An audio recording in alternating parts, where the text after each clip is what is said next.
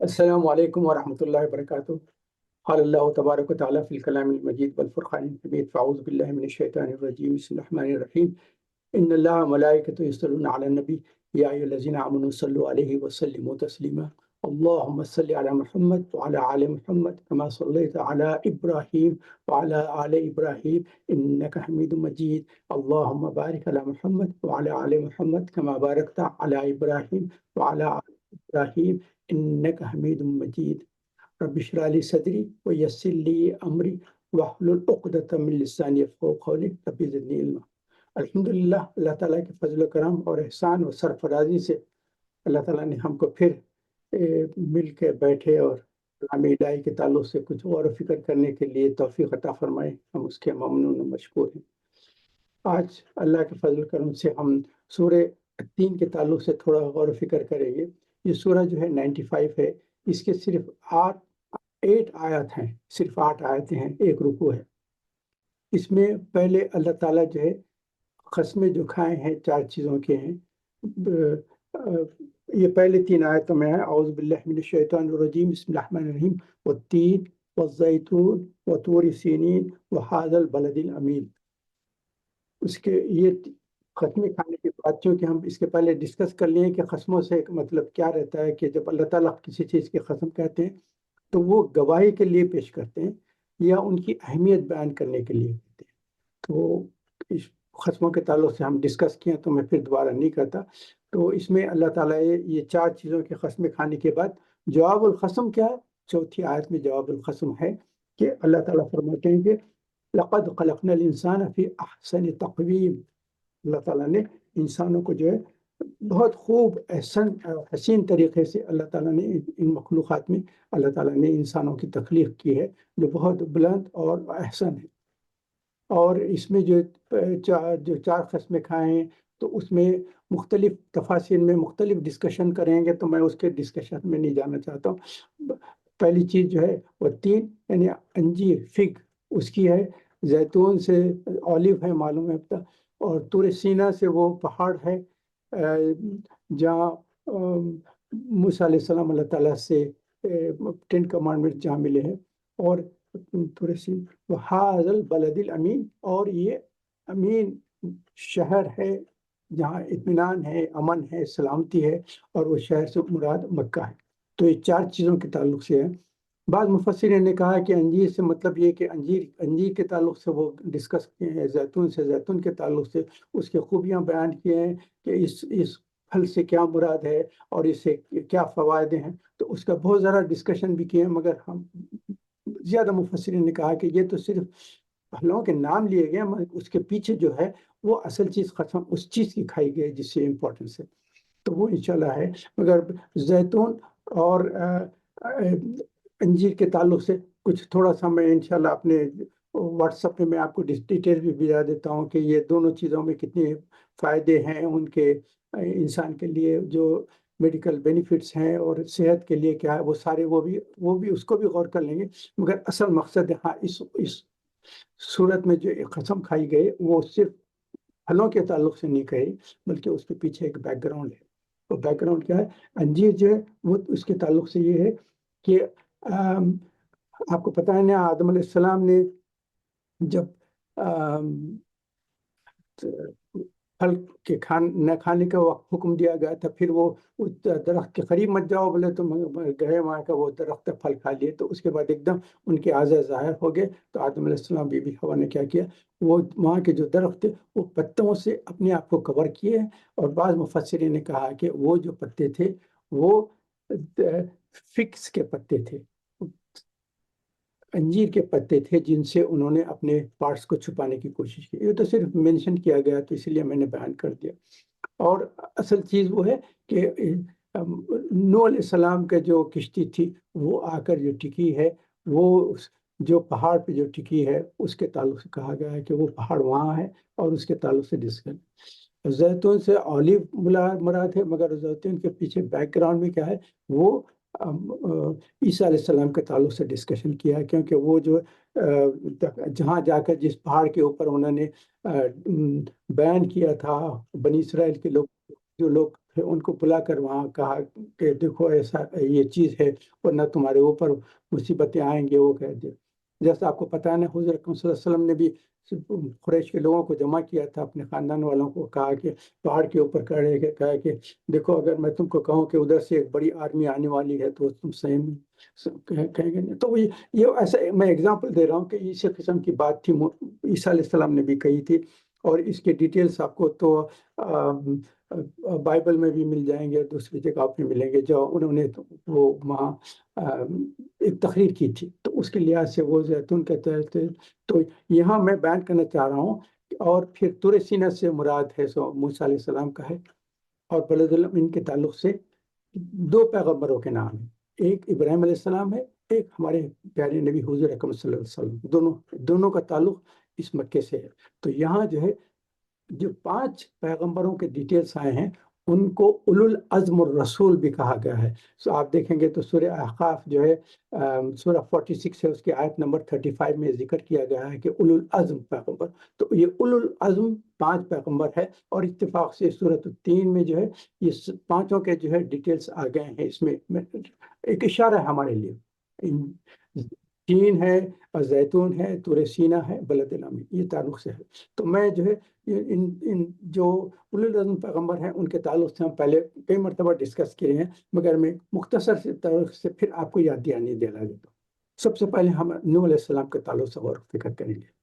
اور نوح علیہ السلام جو ہے ان کی کچھ خصوصیات ہیں. میں کہتا ہوں کہ ہر پیغمبر کے ساتھ ایک یونیکنیس ہے، تو نوح علیہ السلام کے ساتھ یونیکنیس کیا ہے؟ یہ سب سے پہلے رسول ہے. آدم علیہ السلام کو تو اللہ تعالیٰ نے نبی بنا کے بھیجا گیا، شیش علیہ السلام کو بھی نبی بنا، مگر سب سے پہلے جن کو رسول بنایا گیا ہے وہ نوح علیہ السلام ہے. اور اس کے تعلق سے ڈیٹیل بھی ہیں، آپ تفاسیر کی کتابوں میں جائیں گے تو. اور پھر صحیح مسلم میں ایک حدیث بھی ہے جس میں بتایا گیا ہے کہ رسول اللہ صلی اللہ علیہ وسلم نے بتایا کہ نوح علیہ السلام جو ہے اس کے اشارہ کیا گیا ہے سب سے پہلے رسول جو ہے نوح علیہ السلام تھے. اور ان کے یونیکنیس کیا ہے؟ قرآن میں ان کا 43 ٹائمز ذکر ہوا ہے نوح علیہ السلام کا. اور شرک کی ابتدا بھی ان کے زمانے سے پہلے ہوئی ہے، اور شرک سے بچانے کے لیے جو کوشش کی ہیں، توحید کی جو تعلیم دی ہے، سب سے پہلے رسول یہی ہیں جنہوں نے کی تھی. اور ایک پوائنٹ کیا ہے، ان کو آدم ثانی بھی بولتے ہیں. اور ان کی یونیکنیس اور خصوصیات میں کیا ہے؟ یہ ایک ہی واحد رسول ہے جنہوں نے 950 ایئرس کی تبلیغ کی. 950 ایئرس کی تبلیغ کی. یہ سورہ عنکبوت جو سورہ نمبر 29 ہے اس کی آیت نمبر 14 میں یہ بتا دیا گیا ہے 950. اور آدم علیہ السلام کے بعد جو سب سے پہلے شرک شروع ہوا تھا اس کی ابتدا کیسی ہوا میں نے آپ کو بتایا بھی ہوں گا. ان کی اولاد میں سے ایک شخص تھا جو نیک شخص تھا، اس کا نام تھا ودہ، اور اس کے 4 اولاد ہوئے ہیں، سوا، یعوس، یغوس اور نسرا. 3 بیٹے اور 1 بیٹی تھی. اور یہ خود بھی نیک انسان تھا اور اپنے بچوں کو بھی نیک تربیت، بہترین تربیت دی اپنی اولاد کو. تو وہ سارے نیک تھے. تو ودہ، یعوس، یغوس، سوا، نسرا، یہ سارے یہ 5 لوگوں کے جو نام تھے. تو ان کے زمانے کے لوگ جب دیکھتے تھے کہ یہ بہت ہی نیک انسان ہیں، تو ان کے والد بھی نیک ہیں اور ان کے بچے بھی نیک ہیں، تو ان سے بہت متاثر ہیں. آہستہ آہستہ ہوتے ہوتے جب ان لوگوں کا انتقال ہوگا تو لوگوں کو بڑا تکلیف ہوئی کہ اتنے نیک انسان تھے، اور ہم سمجھتے ہیں کہ یہ جو ہے اللہ کے پاس ان کا بہت زبردست مقام ہو. جیسا انہوں نے اپنی ساری زندگی نیکیوں میں گزاری ہے تو اللہ ان کو جنت میں اور اعلیٰ مقام دیا، اور اللہ کے ساتھ ان کی قربت ہوگی. تو انہوں نے اپنے بچوں کے ساتھ میں ذکر کرتے تھے کہ یہ بہت نیک انسان تھے. اور تو بچوں نے کہا کہ دیکھیے ہم نے تو دیکھا بھی نہیں، آپ لوگوں سے اپنی آنکھوں سے دیکھا ہے، وہ کیسے تھے، دکھنے میں کیسے تھے، ان کی شکل کیسی تھی. تو انہوں نے کہا کہ اس وقت جو سنگ تراش تھے ان سے جو تھے اس سے کہا کہ دیکھو یہ پہاڑوں پہ جو ہے ان کی جو شکل تھی وہ چیز کو ہم بتا دو. تو آپ دیکھیں گے نا ماؤنٹینس میں کیا گیا، جیسا یو ایس اے میں بھی جو ہے وہ پریزیڈنٹ کے پاس ماؤنٹینس کے اوپر ان کی شکلیں بنا گیا، تو اس قسم کے ان 5 کی شکلیں بنا دیا گیا پہاڑوں پہ. اور بتایا کہ اپنے بچوں کو لے جا کر بتاتے تھے کہ یہ دیکھو یہ ودہ ہے، یہ یو سوا ہے، یوس، یغوس، نسرا، یہ لوگ ہیں. تو ان کے بچے بھی دیکھتے تھے کہ اچھا یہی جو نیک لوگ ہیں ان کے تعلق سے آپ بیان کرتے ہیں۔ اس کے بعد کیا ہوا، انہوں نے تو بس پہلے تو یہ سمجھتے تھے کہ اس کے بعد آہستہ آہستہ شیطان نے ان کو بھڑکایا، تو انہوں نے کہا کہ دیکھو اب دعائیں جو مانگتے ہیں نا ان کو مخاطب کرو اور ان سے کہو کہ آپ اللہ سے قریب ہیں، تو ہمارے لیے ہم یہ مصیبت میں ہیں، اس کے لیے ہماری دعا کریے، آپ اللہ سے ہمارے لیے مدد مانگیے اور یہ ہمارے جو پرابلم ہے اس کو سالو کریے۔ تو یہ شروع ایسا ایسا شروع ہو کے اس کے بعد کے جو second third fourth fifth generation ایک آیا، انہوں نے کہا کہ بھئی آپ سفارش کرنے کے بجائے ہم آپ ہی کی عبادت کرتے ہیں، اور آپ اگر ہم سے خوش ہو جائیں گے تو آپ جو ہے اللہ سے ہمارے جو بھی پرابلم تھے وہ سالو کرا دیں گے۔ تو ڈائریکٹ اللہ کی کہنے کے بجائے اب نیکسٹ اسٹیج یہ آیا کہ ان کی بت پرستی شروع ہو گئی۔ تو یہ نوح علیہ السلام آنے کے پہلے یہ سالات چلتے رہا۔ تو جب نوح علیہ السلام آئے تو انہوں نے تبلیغ کی کہ دیکھو یہ جو نیک انسان تھے ان کی پرستش مت کرو، جو نیک انسان اللہ سے قربت میں ہے تو اس اللہ کی پرستش کرو، کیونکہ یہ لوگ بھی نیک جو بنے ہیں وہ اللہ کی پرستش اور عبادت کرنے سے۔ مگر ان کا بہت ان کا مذاق اڑایا گیا، لوگوں نے وہ کیا ہے کہ اس کے بعد تو میں زیادہ تفصیل میں نہیں جاتا، مگر تو اس کے بعد آپ کو پتہ ہے نا کہ اللہ تعالیٰ نے پھر ان کو کہا کہ کشتی بناؤ۔ تو یونیکنیس میں یہ بھی ہے کہ یہ پہلے انسان ہیں جنہوں نے کشتی بنائی، بڑی، اور کتنی بڑی بنائی ہوں گی اب آپ دیکھیں، اس کے کئی فلورز تھے اس کے، اور اتنی بڑی بنائے ہیں کہ اس میں اللہ تعالیٰ نے حکم دیا کہ جو انسان ہیں ان لوگوں کو بھی، جو جانور ہیں، اور وہ ہے جو کئی ایک ایک لیئر میں ایک ایک قسم کی مخلوق کو رکھ لو، تو کتنی بڑی بنی ہوگی، زبردست اس کے جو ویسل بنائی تھی انہوں نے، تو اس کے لیے کتنا وقت ہوگا۔ اور اللہ تعالیٰ نے کہا کہ ہم تم کو حکم دیتے ہیں بناؤ، اور ہم جو ہے غور کرتے ہیں، ہم ہمارے سامنے یہ چیز کو، تو اللہ تعالیٰ وہی بھیجتے رہے کہ کس طریقے سے بنانا۔ تو اس لحاظ سے پوری کشتی بنائی زبردست، اور آتے جاتے لوگ ہنستے تھے، کیونکہ وہ جس جگہ پہ تھے وہ جو ہے سمندر سے 500 ایک سائڈ سے اور دوسری سائڈ سے 700 مائلز دور تھا۔ تو لوگ ہنستے تھے کہ یہاں کشتی بنا رہے ہیں، 500 میل دور تک تو پانی کا ہے نہیں، بعض وقت تو خیات ہوتا ہے تو پانی کی تکلیف ہوتی ہے، اور تم یہاں کشتی بنا رہے ہیں ڈرائی لینڈ پہ۔ ان کا مذاق اڑاتے تھے، وہ پہلے کہتے تھے کہ دیکھو ہم پہلے بولتے تھے کہ یہ جو ہمارے بتوں کی پیدائش سے عبادت سے روکتے تھے نا، اب ہم کو یقین ہو گیا، نعوذ اللہ، دیکھو ان کی دماغی کیفیت کیسی ہے کہ ڈرائی لینڈ میں جو ہے کشتی بنا رہے ہیں، اب پانی کے قریب کوئی رہتے تو کشتی بنا۔ تو نوح علیہ السلام نے کہا کہ دیکھو جب وقت آئے گا تو تم کو پتہ چلے گا کیا۔ اس کے بعد کشتی بنائی گئی، پھر آپ کو پتہ ہے طوفان نوح آیا، جس میں ان کی بیوی اور ایک لڑکا تھا وہ شامل نہیں ہوا۔ اور نوح علیہ السلام کے جو اولاد تھے 4 لڑکے تھے، یام جس کا نام کنعان بھی ہے، اور حام، سام، یافس۔ تو یام جو تھا وہ تو کافر ہی رہا، ایمان نہیں لایا، اور ان کی والدہ بھی ایمان نہیں لائی۔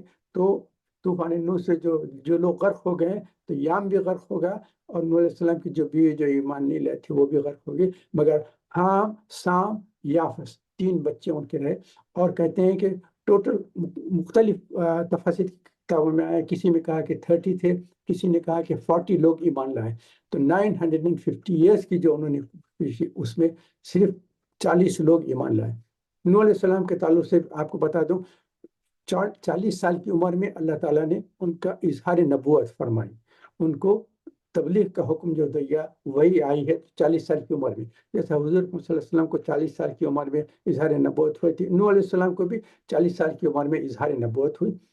950 ایئرس انہوں نے تبلیغ کی، اس کے بعد طوفان میں چلے آ گئے، اس کے بعد طوفان سے آنے کے بعد کشتی رکنے کے بعد پھر 60 ایئرس اور زندہ رہے۔ تو ٹوٹل جو ان کی تھی 40، 950 اور 60 ایڈ کریں گے تو 1050 ایئرس ٹوٹل ان کی جو عمر تھی سمجھ۔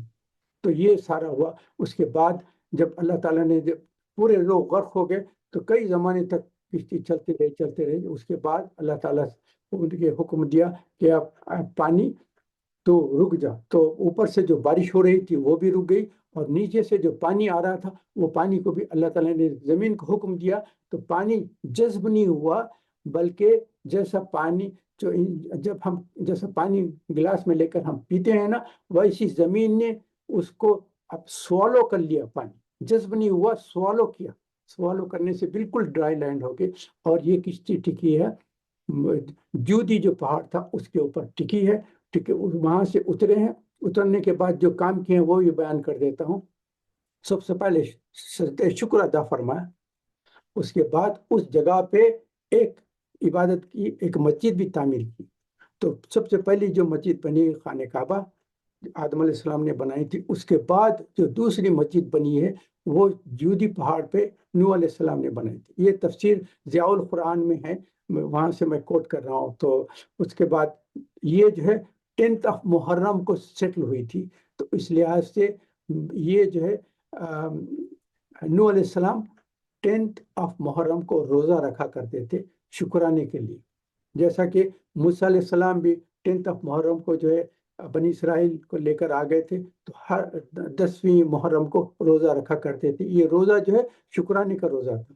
تو سب سے پہلے نوح علیہ السلام نے 10 محرم کا روزہ رکھا ہے، اور پھر موسیٰ علیہ السلام نے بھی 10 محرم کا روزہ رکھا ہے۔ تو اسی چیز کو قریش کے پاس بھی یہ آتا تھا، تو قریش بھی جو ہے 10 محرم کا روزہ رکھتے تھے، مگر جب حضرت صلی اللہ علیہ وسلم ہجرت کر کے مدینہ گئے، دیکھے تو وہاں دیکھے تو 10 محرم کا روزہ یہودی رکھ رہے ہیں، تو انہوں نے پوچھا کہ تم لوگ یہ کیوں رکھتے ہیں؟ تو انہوں نے کہا کہ موسیٰ علیہ السلام چونکہ بنی اسرائیل کو بچا کے لے گئے تھے اس لیے کرتے ہیں۔ تو حضرت صلی اللہ علیہ وسلم نے کہا کہ موسیٰ علیہ السلام تو تم سے زیادہ ان کا حق مجھ پہ ہے، ہم بھائی ہیں ایک دوسرے کے رسول۔ تو انہوں نے بھی جتنے جو مسلمان تھے ان کو بھی کہا کہ 10 تاریخ کا روزہ۔ تو میں تھوڑا سا آپ کو بیک گراؤنڈ دے رہا ہوں کہ یہ نوح علیہ السلام کے تعلق سے یہ تفصیلات ہیں۔ تو نوح علیہ السلام کا میں نے بتا دیا کہ یونیکنیس کیا ہے، سب سے پہلے رسول تھے، آدم ثانی ہے، کیونکہ آدم علیہ السلام کی جتنی اولاد تھی نوح علیہ السلام کے وقت، جتنے بھی نوح علیہ السلام کے ساتھ کشتی میں بچے، وہی لوگوں سے بھی دوبارہ دنیا کنٹینیویشن ہوا ہے، تو اس لیے آدم ثانی کہتے ہیں۔ ایک ہی رسول ہے جنہوں نے 950 ایئرس کی تبلیغ کی، اور یہ اس کے بعد سے جو ہے یہ جو اسلام پھیلا ہے اور دین پھیلا ہے اور جو دنیا کے لوگ پھیلے ہیں وہ سب نوح علیہ السلام کے ساتھ یہ ہوا۔ تو یہ اس نوح علیہ السلام کے تعلق سے۔ دوسرا جو میں جو کہنا چاہ رہا ہوں وہ جو ہے عیسیٰ علیہ السلام کے تعلق سے ہے، مگر میں عیسیٰ علیہ السلام کو آخری میں لانا چاہ رہا ہوں، میں چونکہ انبیاء کا جو سلسلہ ہے اس لحاظ سے بات کرنا چاہ رہا ہوں، اگرچہ کہ یہ آیتوں کے لحاظ سے تھوڑا سا ڈفرینس ہو جائے گا۔ تو سب سے پہلے میں نوح علیہ السلام کا ڈسکس کیا، اس کے بعد ابراہیم علیہ السلام کا ڈسکس کر لیں گے، کیونکہ یہ بلد الامین جو بولے ہیں نا، امانت کی جو وہ جو ہے مکہ مکرمہ کا۔ یہ ابراہیم علیہ السلام جو ہے نوح علیہ السلام کے جو بیٹے تھے سام ہیں، ان کی اولاد سے ان کا سلسلہ ہوا ہے، ان کا 9th یا 10th لیول پہ یہ ابراہیم علیہ السلام کی پیدائش ہوئی ہے۔ آپ کو ابراہیم علیہ السلام کے تعلق سے بھی زیادہ ڈسکس نہیں کرتا کیونکہ ہم نے کئی مرتبہ ڈسکس کیا، مگر صرف پوائنٹس بتا دیتا ہوں۔ بادشاہ جو ہے وہ نمرود تھا، اور اچھا ابراہیم علیہ السلام کا بھی ذکر جو ہے 25 صورتوں میں اللہ تعالیٰ نے بیان کیا ابراہیم علیہ السلام کا، اور یہ ان کا جو بادشاہ تھا اس کے سامنے بادشاہ بھی مخالف ہو گیا، سارے لوگ وہاں کے بستی کے مخالف ہو گئے، ان کے خاندان والے بھی مخالف ہو گئے، حتیٰ کہ ان کے جو والد تھے وہ بھی۔ مگر یہ بلد الامین کے تعلق سے جو ہے نا، یہ امن والے تھے ابراہیم علیہ السلام، نہ انہوں نے کسی کو بد دعا دی، نہ ان سے کوئی بدلہ لیا، حتیٰ کہ یہ لوگ ان کو آگ میں جلانے کے لیے آگ میں پھینک دیا گیا، مگر کبھی انہوں نے کسی قسم کی بد دعا دی، بلکہ یہی کرتے تھے کہ اپنے والد کے تعلق سے تو قرآن میں کئی جگہ بتایا کہ وہ کہتے تھے کہ تم مجھے چھوڑتے ہو تو کوئی بات نہیں، میں میرے اللہ سے تمہاری مغفرت کی دعا کروں گا، تمہاری ہدایت کے لیے کوشش کرتے رہوں گا، دعا کرتے رہوں گا۔ مگر بعد میں اللہ تعالیٰ نے بتا دیا کہ دیکھو ان کے لیے دعا کرنا ٹھیک نہیں، کیونکہ وہ ایمان قبول نہیں لے اور پھر وہ بت پرستی میں لگے رہے، تو وہ چھوڑ دیا۔ تو یہ اور پھر جب آئے ہیں تو اللہ تعالیٰ نے جب اسماعیل علیہ السلام کی پیدائش ہوئی، وہ تفصیلات ہے آپ کو معلوم ہے، پھر ابراہیم علیہ السلام اور اسماعیل علیہ السلام نے خانہ کعبہ کی تعبیر کی، اور پھر یہ جو ہے امن کی جگہ جو ہے اس پہ تعلق سے ابراہیم علیہ السلام کے، کیونکہ ابراہیم علیہ السلام نے یہ قرآن میں آ گئے ربی جعل ھذا البلد آمنا، تو اللہ تعالیٰ اس مقام کو جو ہے امن والا بنا دے۔ اور پھر یہاں سے اس کے ساتھ ساتھ میں چونکہ یہ امن والے شہر کے تعلق سے دونوں انبیاء کا ذکر آیا تو میں محمد صلی اللہ علیہ وسلم کا بھی ذکر اس میں کر دیتا ہوں کہ یہ بھی جو ہے ابراہیم علیہ السلام کی اولاد ہے. جیسے انہوں نے ابراہیم السلام نے وہاں جا کر بتوں کو توڑا تھا، یا حضور اکرم صلی اللہ علیہ وسلم نے بھی آ کے کعبے میں جتنے بت تھے وہ سارے توڑے. تو جیسا ابراہیم السلام نے کام کیا تھا، حضور اکرم صلی اللہ علیہ وسلم نے بھی کعبے میں آ کر جو ہے بتوں کو توڑ دیا. اور پھر اس کے ساتھ ساتھ اللہ تعالیٰ نے ہمارے نبی حضور اکرم صلی اللہ علیہ وسلم کو اتنی بہترین درجات دیے ہیں، ان کا مقام بلند کیا ہے. اس کے تعلق سے میں کئی مرتبہ ڈسکس کیا ہوں، مگر یہ ہے کہ یہ امن کی جگہ ہے. یہاں دیکھیں مشرکین نے کتنا ان کو تکلیف پہنچائی، مکہ چھوڑ کے چلے گئے ان کے تکالیف کی وجہ سے، ہجرت کر کے مدینہ گئے ہیں تو وہاں بھی چین سے لینا نہیں. بھائی بدر کی جنگ گئے ہیں حضور اکرم صلی اللہ علیہ وسلم کو، ہاں چاہے تو یہ چھوڑ دیتے تھے کہ بھئی ہمارے مکے سے تو چلے گئے نا بھی، اب ہم کو کیا کریں، مگر یہ چین سے بیٹھنے والے نہیں. بدر کے لیے چلے گئے لڑنے کے لیے، 1000 کی فوج لے کے چلے. اس کے بعد احد ہے، اس کے بعد خندق ہے، یہ سب ہوا. اس کے باوجود بھی کیا ہے مگر حضور اکرم صلی اللہ علیہ وسلم نے کبھی ان کے ساتھ کوئی انتقام نہیں لیا. ان کے ساتھ جو انہوں نے ان کے ساتھ تعلقات کیا اس کے تعلق سے کچھ نہیں ہوا. حتیٰ کہ عمرے کے لیے آئے تو عمرے کے لیے بھی اجازت نہیں دی. آپ کو معلوم ہے صلح حدیبیہ جو ہوئی ہے کیوں؟ کیونکہ عمرے کے لیے آئے ہیں.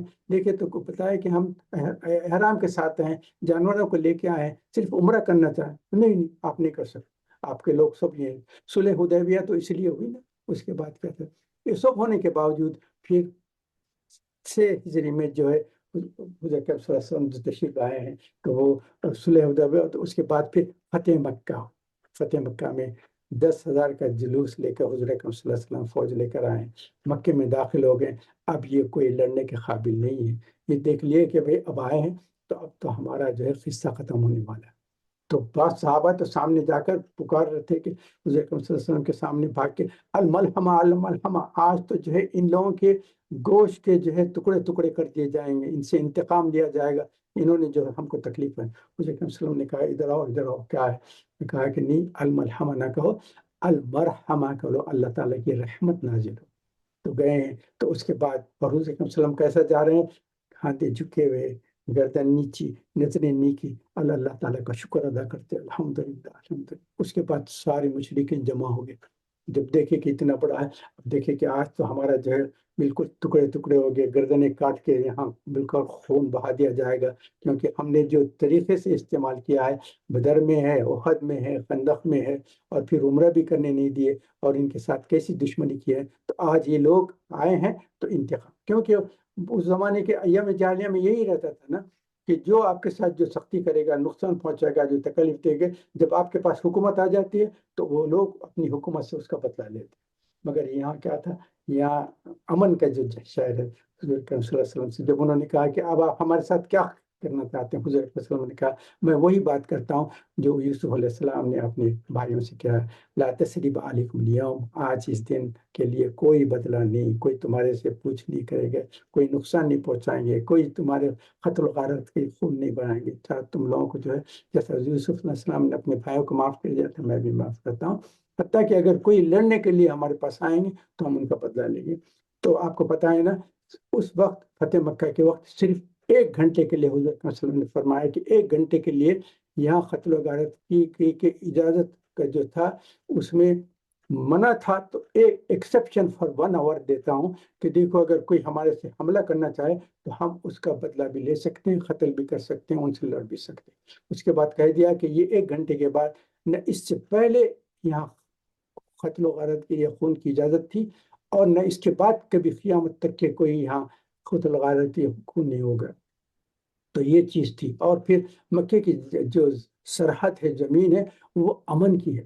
بعض تفاریق کی کتابوں میں، جیسے میں نے تفسیر ضیاء القرآن میں بھی بیان کیا گیا ہے کہ جو بھیڑیے بھی جو ہرنوں کو ان کو کھانے کے لیے دوڑتے تھے، اگر وہ جانور حدود مکہ میں داخل ہو جاتا تو وہاں وہ بھیڑیا بھی جو ہے وہ اٹیک کرنے والا ہے، وہ بھی جو ہے وہاں سے واپس ہو جاتا تھا، کیونکہ اللہ تعالیٰ نے ان کے دلوں میں ڈال دیا تھا کہ یہ امن کی جگہ ہے، یہاں کوئی شکار نہیں ہوتا. تو جو مکے میں بھی امن کی جگہ تھی، کوئی شکار نہیں ہوتا تھا، صرف ایک وقت کے لیے حضور اکرم صلی اللہ علیہ وسلم کے زمانے میں 1 گھنٹے کے لیے اجازت دی گئی، اس کے بعد پھر نہیں۔ مگر ایک افسوس کی بات ہے کہ کچھ زمانہ پہلے، پتہ نہیں 10 سال 20 سال ہوئے ہیں، کہ سعودی عرب میں ایک وقت ہے سو عمرے کے لیے، یا پتہ نہیں مجھے زیادہ یاد بھی نہیں ہے، مگر وہ وقت ہوا تھا، تو جب لوگوں نے ان کے ریولیوشن کے لحاظ سے کچھ ایسے نعرے وارے بدل کر کے ان کے اوپر اٹیک کرنے آئے، تو اس زمانے میں زمزم کا جو ہے نیچے تہخانے کے جیسا تھا، اس میں جو ہے وہ ٹیپس وغیرہ لگے ہوئے رہتے تھے، وہاں جا کر یہ لوگ چھپ گئے ہیں، تو وہاں ان لوگوں کو الیکٹریکیوٹ کر کے مارے گیا ہے ان لوگوں کو۔ تو یہ حالانکہ حضرت صلی اللہ علیہ وسلم نے اجازت نہیں دی تھی، کہتے تھے کہ اس 1 گھنٹے کے بعد اس شہر میں کسی کو قتل و غارت نہیں کرنے کی اجازت ہے۔ تو مشرکین کے زمانے میں بھی جب کوئی قاتل بھی آتا تھا، ان کے خاندان کا قاتل، ان کے والد کا بھی اگر کوئی قاتل آتا تھا اور مکے کے اندر وہ دیکھتا بھی تھا، تو وہ کہتے تھے کہ ہم کوئی بدلہ نہیں لے سکتے کیونکہ یہ امن کی جگہ ہے۔ تو مشرکین کے تعلق سے بھی یہ تھا، حاضر البلد الامین کے تعلق سے یہ تھا۔ تو یہ 2 چیزوں کے تعلق سے آپ نے بیان کر دیا، ابراہیم علیہ السلام اور محمد صلی اللہ علیہ وسلم کے تعلق سے بلد الامین۔ موسیٰ علیہ السلام کے تعلق سے ہے طور سینا جو ہے، جس پہ موسیٰ علیہ السلام جاتے تھے، وہاں سے 10 کمانڈمنٹس بھی ملے ہیں، اور پھر اس کے علاوہ بھی جو ہے ان کے جو 5 بکس ہیں نا، وہ بھی اللہ تعالیٰ نے آہستہ آہستہ موسیٰ علیہ السلام کو جو دیے ہیں۔ آپ جو ہے نا وہ جینیسس ہے، ایکسوڈس ہے، لیویٹیکس، ڈیوٹرانومی، نمبر، 5 بکس دیے گئے تھے موسیٰ علیہ السلام کو۔ تو یہ تھے، اور پھر فرعون کے تعلق سے کتنے مرتبہ بنی اسرائیل کے بھی رسول بنا کر بھیجے گئے تھے، اور فرعون کے لیے بھی بھیجے گئے تھے۔ فرعون نے نہ مانا، 9 معجزات دیکھ لیے مگر ایمان نہیں لا اس کو، بس اس بعد اللہ تعالیٰ نے اس کو سب کو غرق کر دیا، تباہ و برباد کر دیا بنی اسرائیل۔ مگر موسیٰ علیہ السلام نے بنی اسرائیل کو کہا ہے کہ اس کو قوم الفاسقین کے نام سے کہا ہے، صرف مجھے اور میرے بھائی کو اللہ تعالیٰ چھوڑ دے، ہم ان قوم فاسقین سے ہم کو دور کر دے۔ تو یہ موسیٰ علیہ السلام نے کہا، کیونکہ بنی اسرائیل نے موسیٰ علیہ السلام کو بھی بہت تکلیفیں پہنچائی، تو خود موسیٰ علیہ السلام بھی ان سے راضی نہیں تھے۔ تو یہ ساری چیزیں تھے، یہ آپ کے سامنے بیان کرنا تھا۔ عیسیٰ علیہ السلام کے تعلق سے کچھ مختصر سا بیان کرنا چاہتا ہوں، مگر میں چاہتا ہوں کہ وہ سب سے لاسٹ میں کروں گا، کیونکہ یہ زمانہ بھی حالانکہ ہم جو ہے اس کو کرتے نہیں، مگر یہ کرسمس وغیرہ کے تعلق سے بچے سمجھتے ہیں کہ عیسیٰ علیہ السلام کی پیدائش ہوئی تھی، حالانکہ اس سے کوئی تعلق نہیں ہمارے کو۔ مگر عیسیٰ علیہ السلام کے تعلق سے میں کچھ بھی بیان کرنا چاہتا ہوں تو وہ لاسٹ میں بیان کر دوں گا۔ پھر آپ کے سامنے نوح علیہ السلام کا ہوا، ابراہیم علیہ السلام، محمد صلی اللہ علیہ وسلم کا، موسیٰ علیہ السلام کا بیان کیا، عیسیٰ علیہ السلام کا لاسٹ کرتا ہوں۔ اب اس میں دیکھیں تو ہمارے یہ جو قسمیں کھائی گئی ہے، اس کا جواب القسم کیا ہے؟ 4تھی آیت ہے، جس میں اللہ تعالیٰ نے فرمایا کہ جو ہے لقد خلقنا الانسان فی احسن تقویم، اللہ تعالیٰ نے کہا کہ تم انسانوں کو تم سے بہترین مخلوق تخلیق کی گئی۔ اللہ تعالیٰ دیکھیں، اللہ تعالیٰ کے مخلوقات کی جو تقسیم ہے، اس میں جو احیاء العلوم میں امام غزالی نے بیان کیا ہے کہ جو ہے نور ہے، نور سے جو تخلیق کی گئی فرشتے، تو ان کے پاس جو ہے نافرمانی تو بالکل ہے نہیں، 100% اوبیڈینٹ ہے۔ جیسا ہم آج کر کے کمپیوٹرائز لینگویج میں بولتے ہیں، تو وہ جو ہے they have been programmed to be obedient, ان کے پاس کوئی چوائس ہی نہیں۔ تو فرشتے جو ہیں نور سے پیدا ہوئے، وہ بالکل اللہ تعالیٰ کے فرما بردار ہیں، ہر کس 1 سیکنڈ کی بھی لغزش نہیں ہو سکتی، نافرمانی نہیں ہو سکتی۔ دوسری چیز ہے، اللہ تعالیٰ نے دوسری مخلوقات ہے جن کی پیٹ اور شہوت میں نے فوڈ اور سیکشول ارج کے لیے ایک دوسری مخلوقات پیدا کی، وہ جانور ہیں۔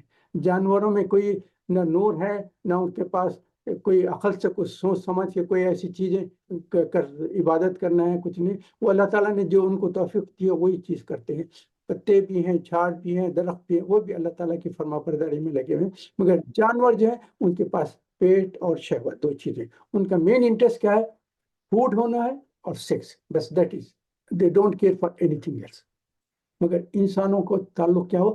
اللہ تعالیٰ نے دونوں چیزیں جوائن کر دی ہیں، فرشتوں کا نور بھی ہے اور جانوروں کا بھی پیٹ اور شہوت، یہ دونوں چیزیں انسانوں میں جوائن کر دی گئی۔ تو انسانوں کے پاس یہ دونوں چیزیں ہیں، مگر اللہ تعالیٰ نے جس طرح اگر اس کو بیلنس سے رکھیں گے تو بہترین انسان ہے. یہ آپ کھانا بھی کھائیں، آپ کی سیکشول ایج ہے وہ بھی چلاتے رہیں، مگر اس کے ساتھ ساتھ آپ کو جو نور ملا ہے اللہ تعالیٰ کی فرما برداری میں کرتے رہیں. دیکھیں کہ فرشتے جیسا کر رہے ہیں، اس لیول پہ تو نہیں آ سکتی عبادت کے، مگر جس طرح بھی ہو سکے ہم اللہ تعالیٰ کی عبادت کریں تو پھر آپ کے ساتھ وہ انٹرنل جو نور ہے وہ بھی بڑھتے جائے گا. آپ کے یہ نہیں کہا گیا ہے کہ نہیں کھانا پینا اور شہوت سے رکو، نہیں، اس کی بھی اجازت ہے، مگر مطلب یہ ہے کہ بیلنس رکھیں، کسی ایک چیز میں جو ہے ایکسٹریم نہ ہو جائے. دنیا کو چھوڑنے کے رہبانیت نہیں ہے ہمارے پاس، کیونکہ ہم فرشتوں کے جیسے نہیں ہو سکتے. ہمارے کو اللہ تعالیٰ نے بیان اس لیے بھیجا ہے کہ دونوں چیزیں کمبائن کریں، فرشتوں کی جو چیز ہے وہ بھی کریں اور جانوروں کے ساتھ وہ بھی ہے وہ بھی، مگر بیلنس رکھیں. اس میں اگر آپ ایک ہی سائڈ پہ جھک جائیں گے تو پھر آپ کو جو ہے آپ کی جو تخلیق کی گئی آپ اس تخلیق سے چلیں. تو پھر ہدایت کے لیے نور ہے. اور جو لوگ ہدایت کو چھوڑ کر صرف اپنا پیٹ اور شہوت اور اپنی نفسانی نفس کے غلام جب ہو جاتے ہیں تو وہ جو ہے تو جانوروں سے بھی نیچے ہو جاتے ہیں، کیونکہ کہا گیا ہے کہ بل کل انام بل ہوا ازل، مطلب یہ کہ نہ صرف جانور ہیں بلکہ جانوروں سے بھی گری ہوئی شکل میں ہوتے ہیں. اس کو تفصیل میں کیونکہ جو اپنی خواہشات نفسانی میں چلے گئے اور جو آخرت کو بھول جائے، صرف اپنی عرض سے جو ہے نا جو خواہش آ گئی اس کو پوری کرنے کی فکر میں لگ جائیں تو وہ جانور بھی نہیں رہیں گے، جانور سے نیچے چلے گئے. کیونکہ انسان میں اگر اس کیفیت میں آ جائیں گے نا تو حرص ہے، گریڈ آ جاتی ہے، طمع ہے، خود غرضی ہے، ظلم و زیادتی ہے، کمینہ پن ہے، غیظ و غضب ہے، شہوت ہے، چوری ہے، دھوکے بازی ہے، قتل و غارت گری. آپ دیکھیں گے جانور جو رہتا ہے نا، درندے کیا ہے، شکار کو جب کرتا ہے نا، جب بھوکا رہتا ہے تو شکار کی تلاش میں نکلتا ہے اور اس کے اوپر حملہ کرتا ہے صرف پیٹ بھرنے کے لیے. اس کے بعد جب اس کا پیٹ بھر جاتا ہے تو پھر کوئی سامنے کوئی اور دوسرا بھی جانور آئے تو اس کو تکلیف. انہیں وہ قتل عام نہیں کرتا، صرف اپنی بھوک کے لیے جو ضرورت ہے وہ یہ جانور کی یہ مینٹیلٹی ہے. اور دیکھیے جانور کے جو ہے کیسا اس کے اللہ تعالیٰ نے اس کو توفیق دی اس میں کرتا ہے. اور درندہ کیا کرتا ہے، صرف پنجوں اور دانت سے کام لیتا ہے، حملہ کرتا ہے اور کھا لیتا ہے. اور انسان اللہ تعالیٰ نے عقل دی ہے عقل کا استعمال کرنے کے لیے، تو وہ کیا کرتا ہے، یہ عقل سے استعمال کرتا ہے نا تو کیا کرتا ہے، یہ انسان نے عقل بندوق بھی بنائی ہے، ٹینک بھی بنائے ہیں، میزائل بھی بنائے ہیں، ڈرونز بھی بنائے ہیں، راکٹس بھی بنائے ہیں، ایٹم بم بھی بنائے ہیں، ہائیڈروجن بم بھی بنائے ہیں. اور یہ کیا کرتا ہے کہ اپنا بدلہ لینا ہے، نہیں اپنا بڑا پن ہے اور بالکل نفس کا غلام ہو جائے تو کیا ہے، ہزاروں سے بچوں کا، عورتوں کا، بوڑھوں کا اور بلا حس قتل عام کرتا ہے، قتل عام کرتا ہے. اس وقت جو ہو رہا ہے ہم سب کے آنکھوں کے سامنے ہے، زندہ لوگوں کو دفن کر رہے ہیں، بلڈنگوں کو گرا رہے ہیں، ہم اپنے آنکھوں سے دیکھ رہے ہیں آج کل کیا ہو رہا ہے اس وقت.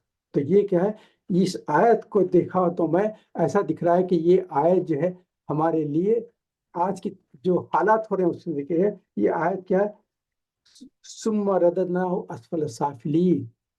اللہ تعالیٰ نے انسانوں کی تخلیق کی تھی کہ لقد خلقنا الانسان فی احسن تقویم، بہترین طریقے سے اللہ تعالیٰ نے انسانوں کی تخلیق کی تھی، مگر وہ نفسانی خواہشات میں جانے کی وجہ سے جانوروں سے بھی نیچے نیچے ثم رددناہ اسفل سافلین، یعنی نیچے سے نیچے نیچے، کوئی اس کی حد نہیں، اتنا نیچے گر جاتے کیونکہ ہمارے آنکھوں کے سامنے ہم دیکھ رہے ہیں.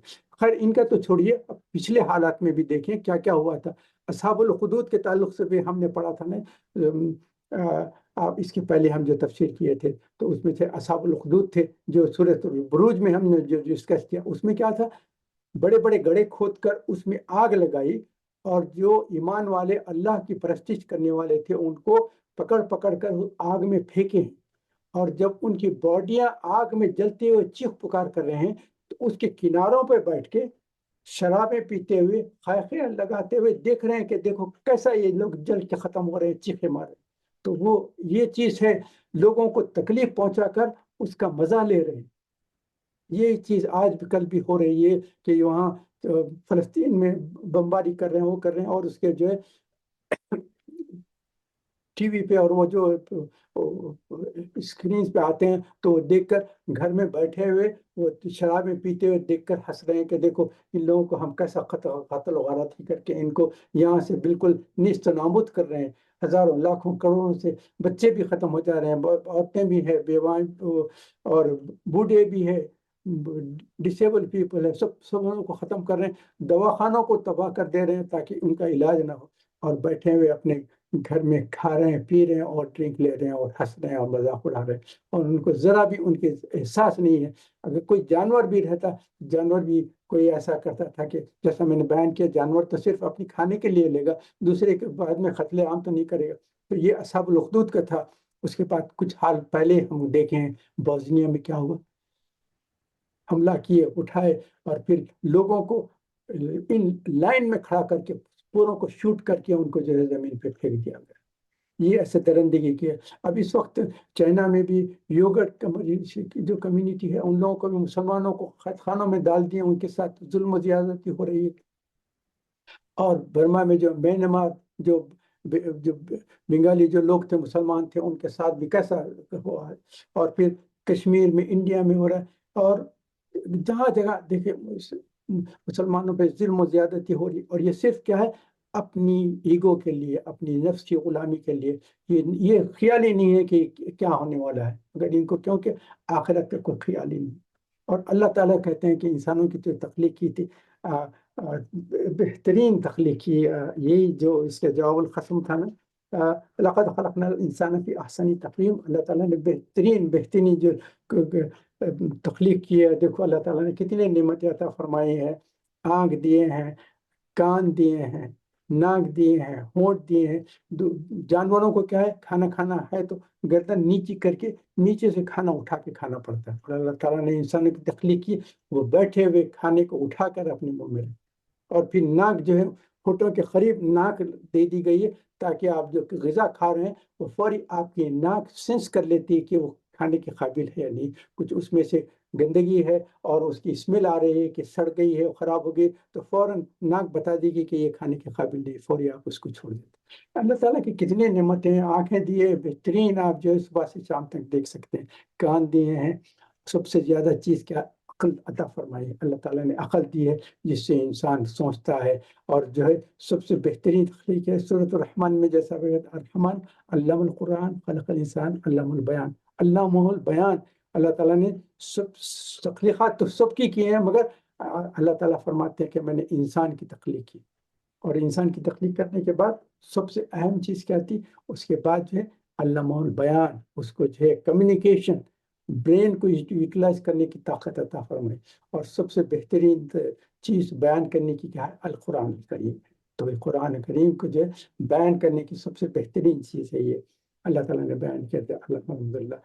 تو میں بیان کر رہا تھا کہ اس آیت کا جو ہے نا، تو اللہ تعالیٰ نے انسانوں کو تو تخلیق کی، بہترین تخلیق کی، مگر وہ اپنے خود ہدایت کو چھوڑ کر گمراہی کا جو چھوٹا سا اپنا نفسانی خواہش ہے اس کو پورا کرنے کے لیے دنیا کے جو ہے جانوروں کی جو تھی اس سے بھی نیچے گر گئے ہیں.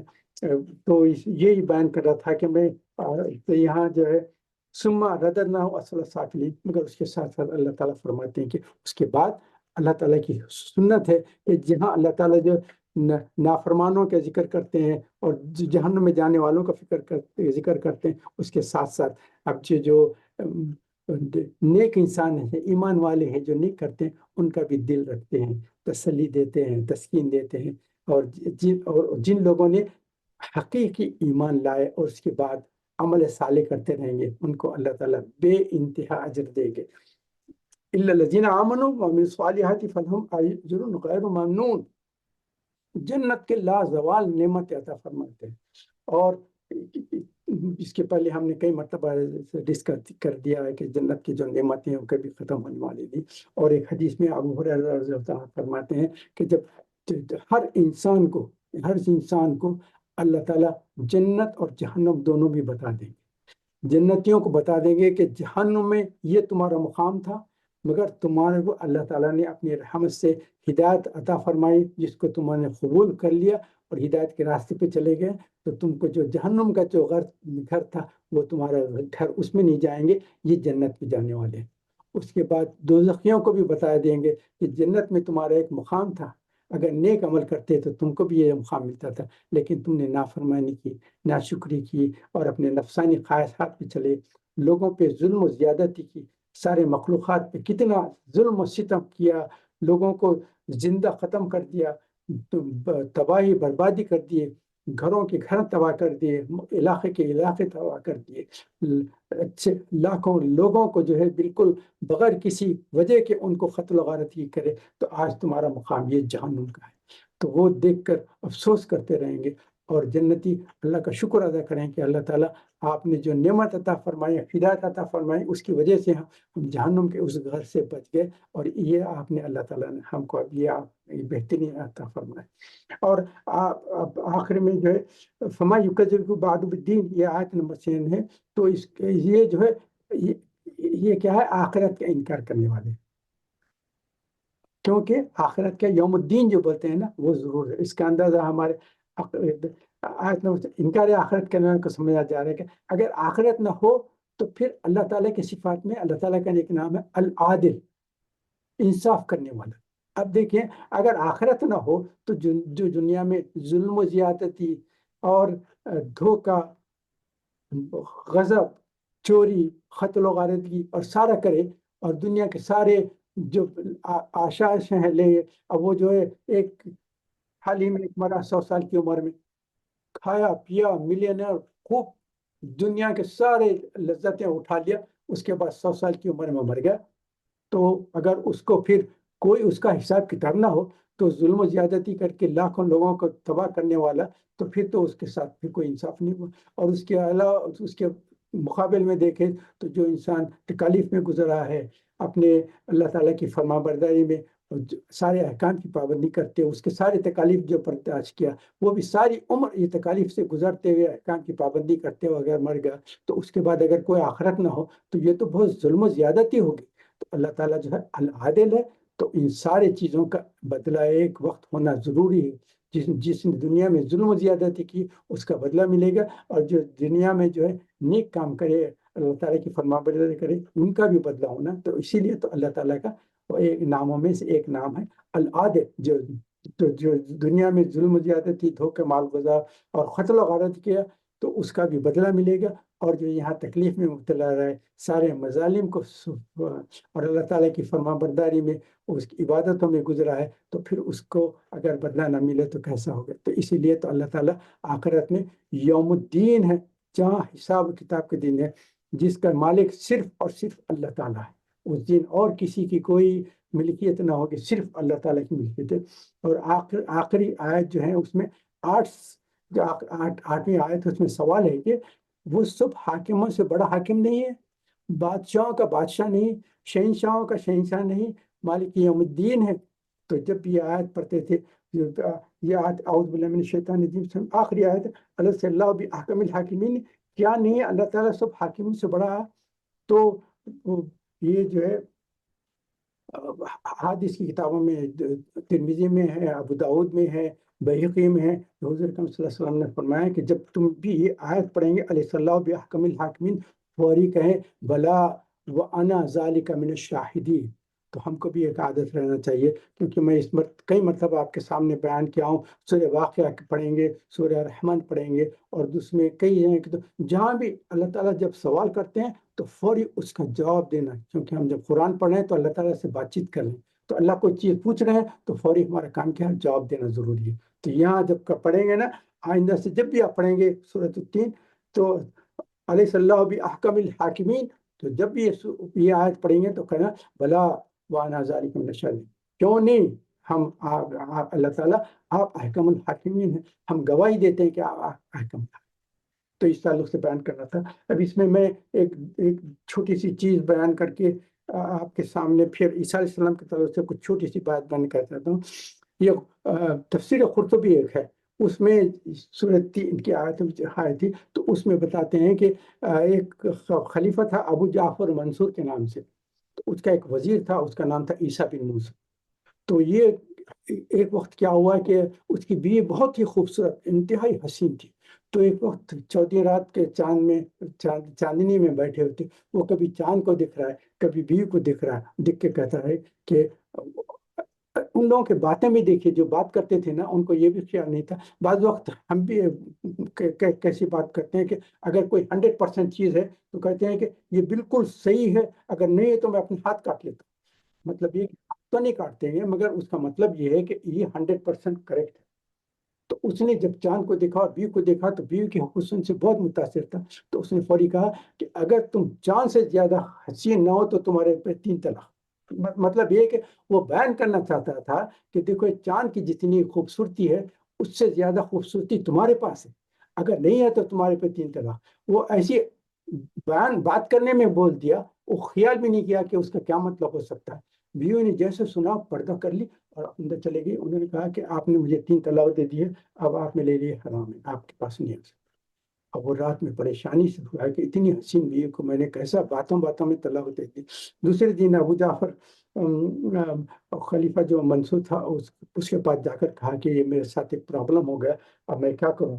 وہ تو طلاق ہو گئی بتا رہے ہیں، تو اب تو میں اس سے شادی بھی نہیں کر سکتا، وہ کسی آدمی سے شادی کرے گی، وہ طلاق دے گا تو پھر میرے پاس آئے گی، تو کچھ میری مدد کریے۔ تو انہوں نے علماء کو بلایا، جا منصور خلیفہ منصور نے بلا کے علماء سے پوچھا کہ دیکھو اس شخص نے کہا کہ چاند سے اگر خوبصورت نہیں ہے تو تم پہ 3 طلاق، تو اب کیا؟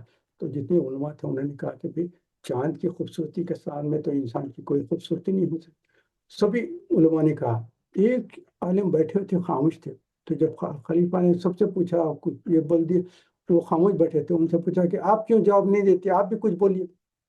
تو یہ امام ابو حنیفہ کے شاگرد تھے، انہوں نے اس وقت سورۃ 3 کی تلاوت فرمائی۔ اس کے بعد کہا لقد خلقنا الانسان فی احسن تقویم، اللہ تعالیٰ نے کہا کہ سب سے بہترین جو تخلیق کی ہے، احسن، حسین سے بھی زیادہ ہے، وہ اللہ تعالیٰ نے فرمایا کہ انسانوں کے تعلق سے کہا ہے، تو یہ چاند سے بھی زیادہ خوبصورتی ان کے پاس ہے، تخلیقات میں سب سے زیادہ مخلوق کو اللہ تعالیٰ نے انسان کو بلا دیا، تو ان کی طلاق نہیں۔ تو فوری خلیفہ منصور بہت خوش ہوا اور ان کو عیسیٰ بن منصور کو کہا جاؤ تمہاری بیوی کے پاس اور ان سے کہہ دو کہ قرآن کی یہ آیت پڑھے، تو اس میں اللہ تعالیٰ بیان کیا ہے کہ انسان جو ہے ساری مخلوقات میں سب سے احسن التقویم، اللہ تعالیٰ نے فرمایا، تو یہ ہے۔ اور ایک دوسرا بھی واقعہ تھا، پھر دیکھتا ہوں میں اگر کبھی اور موقع ہو تو بیان کر دوں گا، مگر یہاں عیسیٰ علیہ السلام کے تعلق سے کچھ بیان کر دینا چاہتا ہوں۔ عیسیٰ علیہ السلام جو ہے نا، اللہ تعالیٰ کی ان کے پاس بھی جیسا میں بیان کرتا ہوں کہ یونیکنیس کی بات کرتا ہوں ہمیشہ، تو یونیکنیس جیسا نور علیہ السلام کے تعلق سے کیا، عیسیٰ علیہ السلام کے تعلق سے بھی یونیکنیس کی بات کرتا ہوں۔ عیسیٰ علیہ السلام کا یونیکنیس کیا ہے؟ یہ ایک ہی پیغمبر ہے جو بغیر باپ کے پیدا ہو، یہ ایک ہی پیغمبر ہے جو پیدا ہوتے ہی بات چیت شروع کر دی، یہ ایک ہی پیغمبر ہے جن کی ہجرت سماوی ہے۔ دوسرے پیغمبر جو ہے ایک جگہ سے دوسری جگہ ہجرت کی ہے، جیسا ابراہیم علیہ السلام نے ہجرت کی، جہاں سے ان کو آگ میں پھینکا گیا تو وہاں سے ہجرت کر کے بیت المقدس میں آ کر ٹھیک ہے۔ موسیٰ علیہ السلام جو مصر سے لے کر جو ہے پھر وہاں حضور اکرم صلی اللہ علیہ وسلم کی ہجرت ہوئی مکہ سے مدینہ، مگر عیسیٰ علیہ السلام کی جو ہجرت ہوئی زمین سے آسمان، ہجرت سماوی بولتے ہیں، اور ایک ہی پیغمبر جو ہے حضور اکرم صلی اللہ علیہ وسلم کی امتی بنیں گے۔ ایک ہی پیغمبر ہے جو 2 شریعتوں پہ رہیں گے، تو ایک تو شریعت موسوی پہ قائم تھے، اس کے بعد جب دوبارہ یہاں آئیں گے تو حضور اکرم صلی اللہ علیہ وسلم کی امتی رہیں گے اور شریعت محمدی پہ پابند رہیں گے۔ اور یہ ایک ہی پیغمبر ہے جو حضور سے بالکل پہلے تھے، اور یہ ایک ہی پیغمبر ہے جو حضور کے بعد آئیں گے مگر امتی بن کے آئیں گے۔ ایک ہی پیغمبر ہے جو دجال کو قتل کریں گے، اور ایک ہی پیغمبر ہے جن کے وہ جب دوبارہ آئیں گے تو ساری دنیا میں ایمان آ جائے گا، ساری دنیا کے لوگ ایسٹ سے ویسٹ، نارتھ سے ساؤتھ تک سارے جو ہے ایمان والے ہوں گے، مسلمان بن جائیں گے۔ اور ایک ہی پیغمبر ہے جن کے زمانے میں رزق کی کشائش ہوگی، فوڈ کا ابنڈنس اور پیسے کا ابنڈنس ہوگا کہ لوگ صبح سے شام تک ٹریول کریں گے زکوٰۃ لے کر، صبح جا کے کوشش کریں گے تو کہیں بھی دیر شام کو واپس آئیں گے تو اپنی زکوٰۃ لے کر آئیں گے، کیونکہ کوئی بھی زکوٰۃ قبول کرنے والا نہیں یہ۔ اور ایک ہی پیغمبر جو ہے جو حضور اکرم صلی اللہ علیہ وسلم کے نیکسٹ دفن ہو گئی، اور یہ پیغمبر ہے۔ ان کے یونیکنیس میں فائنل بات کرتا ہوں، یہ سارے جنت کے لوگوں کی جو عمر ہوگی وہ عیسیٰ علیہ السلام کی عمر ہوگی جس وقت وہ دنیا سے آسمانوں پہ چلے گئے ہیں، 33 ایئرس کی ایج میں گئے ہیں۔ ساری جنتیوں کی عمر وہی ہوگی جو عیسیٰ علیہ السلام کی تھی اس وقت کی تھی۔ عیسیٰ علیہ السلام کے تعلق سے یہ ہے کہ اب یہ حالات جو ہو رہے ہیں یہ ان کے آنے کے قریب کا زمانہ ہے، پتہ نہیں کتنے سال ہے، another 50 years and 100 years ہے، 200 years ہے، مگر یہ ابتدا شروع ہو گئی ہے ان کے تعلق سے، کیونکہ وہ آئیں گے دمشق کی مسجد میں آئیں گے اور دجال پیدا ہوگا، دجال سے مقابلہ ہوگے اور دجال کو قتل کریں گے۔ یہ عیسیٰ علیہ السلام کے تعلق سے یہ بیان کرنا چاہتا ہوں۔ تو آج کی جو باتیں تھیں انہیں میں نے جو بھی بیان کرنا تھا کر دی۔ ایک چیز آپ کو، اور جیسے وہ عیسیٰ بن موسیٰ کے تعلق سے بیان کیا، ایک اور بھی واقعہ ہوا ہے۔ یہ جو ہے زبیدہ جو تھی ہارون رشید کی بیوی تھی۔ ایک مرتبہ ہارون رشید جو ہے کوئی کسی باتوں میں بہت ناراض تھا، غصے میں تھا، تو ایک دم بات چیت کرتے ہوئے زبیدہ کو کہا کہ تم سے میں ناراض ہوں، اور تم میری حکومت سے، صبح کا وقت تھا یا ظہر کا وقت تھا، انہوں نے کہا کہ عصر تک تم میری حکومت سے باہر چلے جاؤ، نہیں تو تمہارے پہ طلاق ہے، 3 طلاق ہے۔ تو اس وقت ہارون رشید کی جو سلطنت تھی اس وقت وہ تو ظہر سے عصر تک میں چلے جاؤ، بولا عصر تک اگر نہ جائیں گے تو طلاق، تمہارے پہ 3 طلاق ہے۔ تو وہ کہی کہ مجھے تو 1 مہینہ لگے گا اس جگہ سے نکل کر، ان کی جو باؤنڈری ہے، سلطنت کی جو باؤنڈری ہے اس کو کراس کرنے کے لیے 1 مہینے کا ٹائم لگتا ہے، بہترین گھوڑے پہ بھی بھاگیں گے تو۔ اس نے کہا کہ تمہیں ظہر پہ تم بول رہے ہیں عصر تک کیسے جاؤں گی، تو پھر 3 طلاق۔ اس کے بعد تھوڑی دیر کے بعد اس کو افسوس ہوا، بہت پریشان ہوا کہ اب میں کیا کروں، میں نے تو یہ بول دیا۔ اس وقت پھر سارے علماء کو جمع کیا، جیسا میں نے عیسیٰ بن موسیٰ کا کہا نا، اس وقت کے سارے علماء کو تو انہوں نے کہا کہ دیکھیے امیر المومنین، یہ تو آپ کے علاقے سے 1 مہینے کی بھی مسافت بھی کریں گے تو آپ کے علاقے سے تو نہیں جائیں گے، تو کہیں بھی جائیں گے تو آپ کے جو انڈر آپ جو ایریا ہے نا، آپ کی حکومت کے ایریا سے باہر جانا ہوگا۔ اس وقت بھی امام ابو حنیفہ کے ایک شاگرد تھے، انہوں نے کہا کہ امیر المومنین آپ کو میں ایک بات سمجھاؤں، انہوں نے کہا کہ ہاں، انہوں نے کہا کہ آپ زبیدہ کو کہیں کہ اس وقت ہی اپنے کور کر لے کے سیدھا مسجد کے اندر چلے جائے، کیونکہ مسجد اللہ کے حکم میں اللہ کا گھر، جس پہ آپ کا کوئی اختیار نہیں۔ آپ کی جو جتنی بھی جائیداد ہے اور ملکیت ہے وہ ساری ایسٹ سے ویسٹ، نارتھ سے ویسٹ تک جو ہے 1 منتھ کی ٹریول کی ہو سکتی ہے، لیکن مسجد پہ آپ کا حق نہیں، آپ کی حکومت میں مسجد داخل نہیں، یہ اللہ کا گھر ہے، یہاں صرف اللہ کی حکومت ہے۔ وہ بہت خوش ہوا، انہوں نے کہا کہ آپ جو مانگتے ہیں میں دینے تھے، انہوں نے کہا نہیں، وہ پیسے کے لالچ میں نہیں تھے نا، تو فوری بیوی کو حکم دیا کہ فوری تم جاؤ، عصر سے پہلے مسجد میں جا کر تھوڑی دیر بیٹھ جاؤ، تو پھر تمہارے لیے یہ طلاق کی قصہ ختم ہو جاتی، کیونکہ تم میری رعایا اور میری ملکیت سے باہر ہو۔ تو یہ کچھ باتیں تھیں میں بیان کرنے کی۔ اللہ تعالیٰ سے دعا کریں کہ یہ ہمارا یہاں بیٹھنا کہنا اس کو قبول فرما دے، جو کچھ ہم سے خطائیں ہوں کہ اللہ تعالیٰ اپنی رحمت سے معاف فرما دے۔ دعا کر لیتے ہیں، اس کے بعد بات کرتے ہیں۔ اعوذ باللہ من الشیطان الرجیم، بسم اللہ الرحمن الرحیم۔ اللهم صل على محمد وعلى آل محمد كما صليت على إبراهيم وعلى آل إبراهيم إنك حميد مجيد. اللهم بارك على محمد وعلى آل محمد كما باركت على إبراهيم وعلى آل إبراهيم إنك حميد مجيد.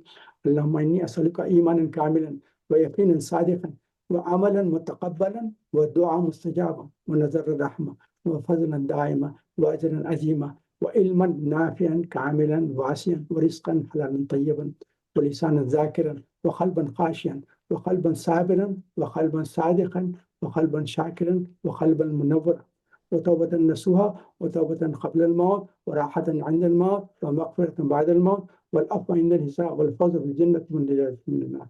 اللهم حببنا الإيمان وزينه في قلوبنا وكره إلينا الكفر والفسوق والعصيان وجعلنا من الراشدين وجعلنا من المتقين وجعلنا من المحسنين وجعلنا من المخلصين وجعلنا من عبادك الصالحين لا خوف عليهم ولا هم يحزنون. فاطر السماوات والأرض أنت ولي في الدنيا والآخرة توفني مسلما وألحقني بالصالحين. اللهم احفظنا من كل بلاء الدنيا وعذاب القبر وعذاب الآخرة. ربنا آتنا في الدنيا حسنة وفي الآخرة حسنة وقنا عذاب النار. رب ارحمهما كما ربياني صغيرا. ربنا هب لنا من أزواجنا وذرياتنا قرة أعين واجعلنا للمتقين إماما. یا اللہ پاک ہمارے سارے دعا کو اپنا رحمت قبول. اللهم اعز الاسلام والمسلمین. اللهم انصر امت محمد صلی اللہ علیہ وسلم. اللہ پاک اس وقت جو دنیا میں سارے علاقوں میں مسلمانوں پہ جو ظلم و زیادتی ہو رہی ہے، خاص طور پہ فلسطین میں جو ہو رہے، اللہ تعالیٰ مظلوموں کو، ظالموں کے ظلم سے بچا دے. اللہ تعالیٰ غیبی طاقت عطا فرما. اللہ تعالیٰ لا الہ الا انت، آپ کے سوا کوئی مدد کرنے والا نہیں ہے مالک.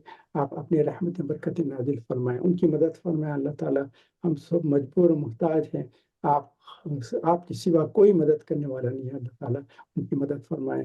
جہاں جہاں بھی مسلمانوں پہ ظلم و زیادتی ہو رہی ہے، یوگرڈ میں ہو رہا ہے، یہ میانمار میں ہو رہا ہے، کشمیر میں ہو رہا ہے، سری لنکا میں ہو رہا ہے، جہاں جہاں مسلمانوں پہ ظلم و زیادتی انڈیا میں ہو رہے، جہاں بھی ہو رہے، اللہ تعالیٰ اپنی رحمت سے ان کو ظالموں کے ظلم سے مظلوموں کو بچا لے مالک. آمین آمین رب العالمین. ہمارے اعمال میں اخلاص اور للہیت عطا فرمائے. ریاکاری سے ہم کو بچا دے، غرور و تکبر سے بچا دے، عاجزی اور انکساری ہمارے پاس پیدا فرما دے. جو بیمار ہیں اللہ تعالیٰ ان کو شفا کاملہ اور عاجلہ عطا فرما. جو پریشان حال ہیں ان کو پریشانیوں سے نجات عطا فرما. جو قرض دار ہیں ان کو قرضوں سے نجات عطا فرما. جو ہمارے رشتہ دار دوست احباب دنیا سے گزر گئے، اللہ تعالیٰ ان کو جنت میں اعلیٰ مقام عطا فرما اور ان کے ان کو صبر جمیل عطا فرما. ساری دعاؤں کو اپنے رحمت کے طفیل قبول فرمائے. آمین رب العالمین. سبحان ربک رب العزت عما یصفون وسلام علی المرسلین والحمد للہ رب العالمین. سبحانک اللہم وبحمدک نشہد ان لا الہ الا انت نستغفرک ونتوب الیک. اللهم صل على محمد وعلى آل محمد كما صليت على إبراهيم وعلى آل إبراهيم إنك حميد مجيد. اللهم بارك على محمد وعلى آل محمد كما باركت على إبراهيم وعلى آل إبراهيم إنك حميد مجيد. السلام علیکم ورحمۃ اللہ وبرکاتہ. بہت بہت معافی چاہتا ہوں کہ بہت زیادہ ٹائم لگ گیا. میں کوشش یہ کر رہا تھا کم سے کم وقت میں ختم ہو جائے، مگر پھر بھی کافی تفصیل سے چلے گیا. معافی چاہتا ہوں. میں اگر کوئی چیز بات کرنا ہے، کوئی چیزیں پوچھنا ہے تو کر لیں تو انشاءاللہ.